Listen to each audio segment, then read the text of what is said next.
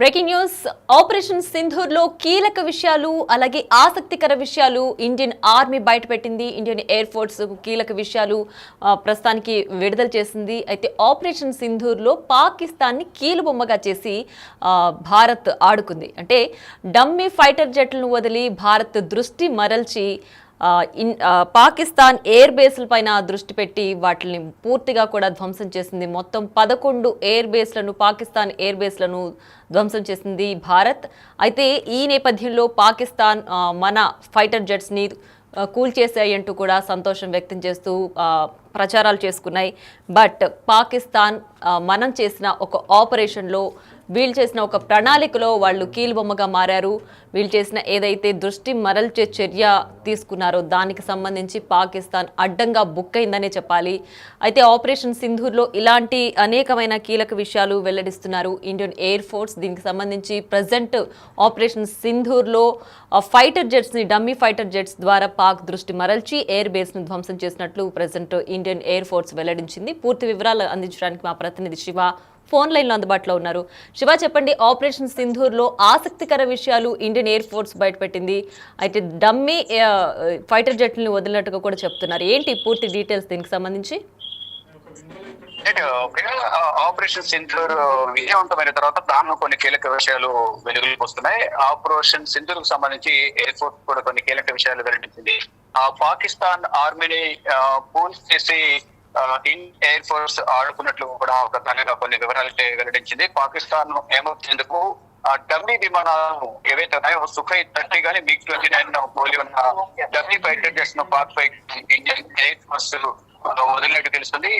Pilot రహిత విమానాలను కూల్చి గొప్పలు చెప్తున్నట్టు కూడా పాక్ ఆర్మీ గురించి ప్రధానంగా ఇండియన్ ఎయిర్ ఫోర్స్ కొన్ని నిర్ధారణ అయితే బయట పెట్టిన పరిస్థితి కనిపిస్తుంది. ఏదైతే ఎయిర్ బేస్ లను ఇండియన్ ఎయిర్ ఫోర్స్ ఏదైతే పాకిస్తాన్ సంబంధించిన ఎయిర్ బేస్ లను సిక్కు చేసింది. ఇక పాక్ లో మొత్తం 12 ఎయిర్ బేస్లు, అందులో 11 ఎయిర్ బేస్లు ధ్వంసమైనట్టు తెలుస్తుంది.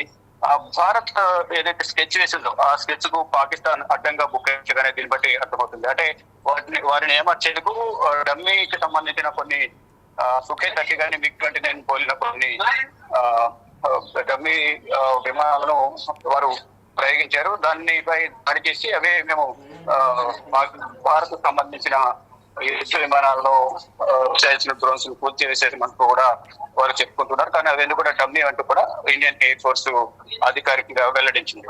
ప్రియా, రైట్ శివ. అయితే ఆపరేషన్ సింధూర్లో ఇంకా ఇలాంటి ఆసక్తికర విషయాలు ఇంకేమన్నా బయటపడ్డాయా? అంటే పాకిస్తాన్ ఇప్పటికే అసత్య ప్రచారాలు ఎక్కువ చేసుకుంటోంది. భారత్కి సంబంధించిన ఫైటర్ జెట్లన్నీ కూల్ చేసామని చెప్పి, అలాగే డ్రోన్లన్నీ కూడా వాటిని ధ్వంసం చేసామని చెప్పి కూడా పాకిస్తాన్ చెప్పుకుంటోంది. సో ఇప్పుడు మనం చెప్పిన ఈ విషయాల్లో ఆపరేషన్ సింధూర్లో వెల్లడించిన విషయాలను బట్టి చూస్తే ఇప్పుడు డమ్మీ ఫైటర్ జెట్స్ని వదిలారు. సో అలాంటివే ఇంకా ఏమైనా చేసిందా పాకిస్తాన్?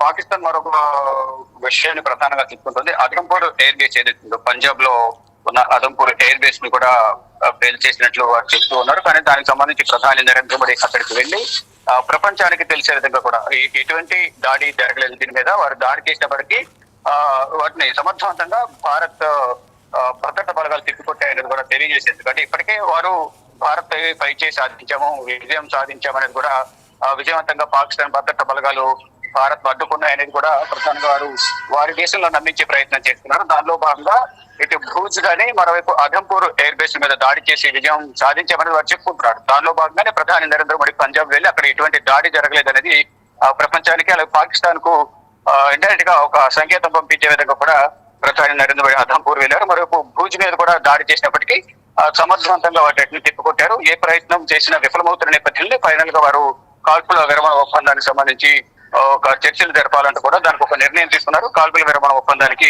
ఫైనల్ గా కాలబేరానికి వచ్చి ఒప్పుకున్న పరిస్థితి కనిపిస్తుంది. దానిలో భాగంగా ఇది పాకిస్తాన్ పై భారత్ ఏదైతే డమ్మీ సుఖే కానీ ఇతర విమానాలు ప్రయోగించి వాటిని డమ్మీలుగా ప్రయోగించిన నేపథ్యంలో వారు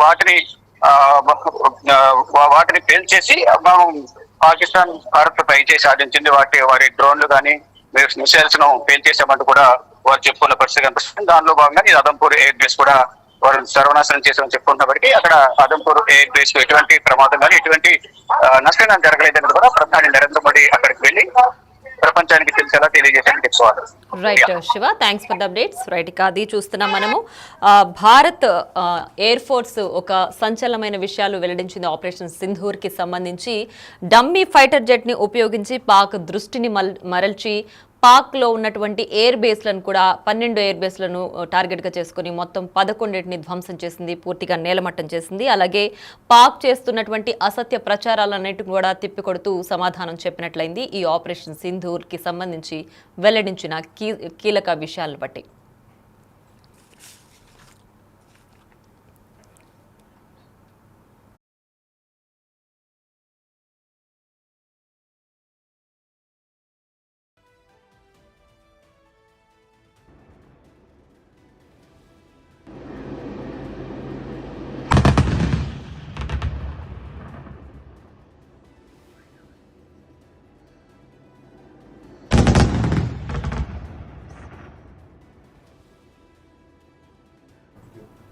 రైట్, ఇక ఆపరేషన్ సింధూర్లో కీలక విషయాలు వెల్లడించింది భారత్ ఎయిర్ ఫోర్స్. పాకిస్తాన్ ఆర్మీని ఫూల్స్ చేసింది, మొత్తం పాకిస్తాన్ ని కూడా కీలుబొమ్మగా మార్చింది ఈ ఆపరేషన్ సింధూర్లో. అయితే పాకిస్తాన్ ఇప్పటికే అసత్య ప్రచారాలు చేసుకుంటూ భారత్ ని నేలమట్టం చేశామని, భారత్ ప్రయోగించిన ఫైటర్ జెట్లు కావచ్చు, అలాగే ద్రోణీలను కావచ్చు, వీటన్నిటిని కూడా తిప్పికొట్టాము, సమర్థవంతంగా ఎదుర్కొన్నాము అంటూ కూడా పాకిస్తాన్ ఒక ప్రగల్భాలు పలికే స్టేజ్లో ఉంది. అయితే వీటన్నిటిని కూడా సమాధానం చెప్తూ ఆపరేషన్ సింధూర్లో ఎలాంటి ప్రణాళికతో పాకిస్తాన్ మీదకి మనం దాడి చేశాము, ఏ ప్రణాళికతో పాకిస్తాన్ దృష్టిని మరల్చాము అన్న విషయాలు కూడా ఆపరేషన్ సింధూర్లో ఇండియన్ ఎయిర్ ఫోర్స్ వెల్లడించింది.